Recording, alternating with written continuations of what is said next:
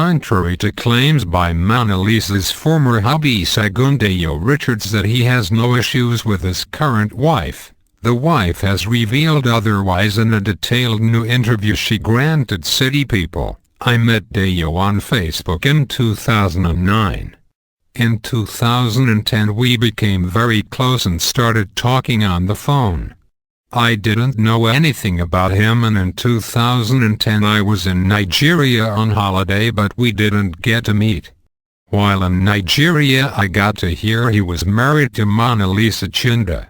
When I got back to the United States I did Google his name and I saw the whole story about his marriage. At that point we were already very close and used to talk a lot.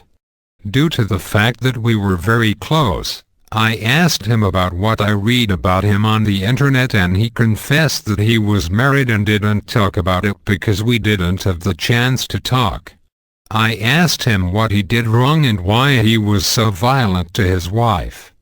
All these questions I asked because we were already very close, and he started explaining how he met the lady in London and brought her back to Nigeria to become an actress. He stated that things started going wrong when she became a Globalcom ambassador and she started misbehaving. In fact, he told me he was not legally married but they worked together. I started by advising him on why a man should be very patient with his wife. He told me everything I considered the truth. You know, we are all humans and deserve a second chance. We started liking each other and he asked me out. When we met he proposed to marry me. Don't forget that he was very nice, caring, and portrayed the image of a God-fearing man. Because I felt he didn't lie about his previous marriage and I was in love with him, so I accepted to marry him. On January 22, 2011, we got married. He proposed to me in August 2010, and that was when he started confessing his financial challenges but promised all will be sorted out before the wedding. Few weeks later, he told me he had car issues and needed to sell his car to buy another one. He said he needed money to balance payment for the new car and also he needed money to pay his rent. If you know him well, you will understand what I mean by him having way with words. Since I was coming to Nigeria and he didn't have money for his car and complete his house rent, I helped him out. I will not disclose the amount, but enough money to help him with his car and house rent. When we were courting he told me he doesn't drink and smoke and that he was a man of God, but things changed when I got married to him. One day I caught him drinking in the house and I was surprised. He said he was drinking because he was depressed.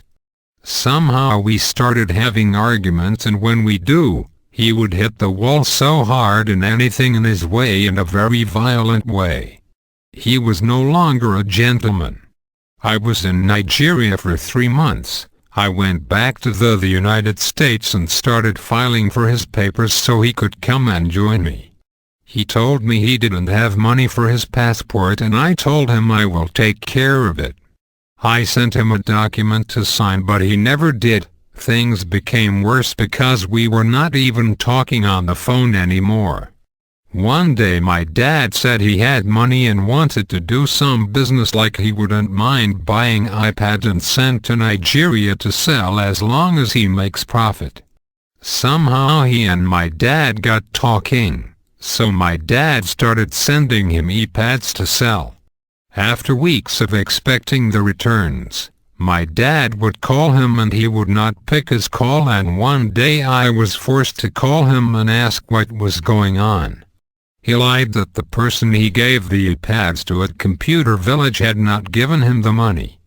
We had a long break and were not communicating. I forgot to mention that when I got back to the United States in March, in April I sent him another house rent and was sending him money for upkeep. I tried again to make it work and he said he would change and be a better person. He didn't change though and was not really keeping in touch. Those were hard times because all I ever asked of him is just to communicate and give attention. Instead he would avoid my calls or shout at me. Below is the press statement his Puerto Rico team revealed a few days ago, discounting the early claims about the marital hiccup. Our attention has been drawn to stories circulating about our client, Dejo Richards. This story was also unprofessionally reported in Encomium newspaper. Elements of the story includes Dejo Richards' marriage crumbling and also that Dejo Richard married his wife for financial gains. All these are totally false allegations that will be taken up legally. Firstly, none of the publication can provide the proof that the marriage has been dissolved. All they reported are hearsays. None of the publications including Encomium failed to speak with both Dejo Richards and the wife before they went to press. The two got to learn about their own breakup on the internet. On the issue of Dejo Richard marrying for financial gains, it is sad that people do not know who Dejo Richards is and they just write what they feel will get their papers sold. Dejo Richards comes from a very influential and financially stable family. We will not go ahead and drop names, but his family is well respected. Dejo on his own is an entrepreneur who studied in the United Kingdom. You will remember that he is one of the founders and co-owners of Questionmark's label. He owns his own production outfit at the moment and he's producing for TV stations across Africa, London and Europe. It is unfair that his name or his marriage is being dragged in the mud. Magazines that publish the false story without any proof will soon get letters from Dejo's lawyers. Aziz Balogan Hub Media. What do you think?